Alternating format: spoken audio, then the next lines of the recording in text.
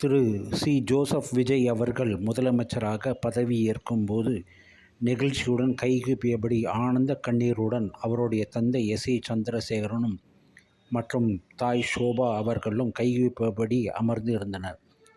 திரு மு. க. அழகிரியின் மகள் கையல்வி இந்த விழாவில் பங்கேற்றார்.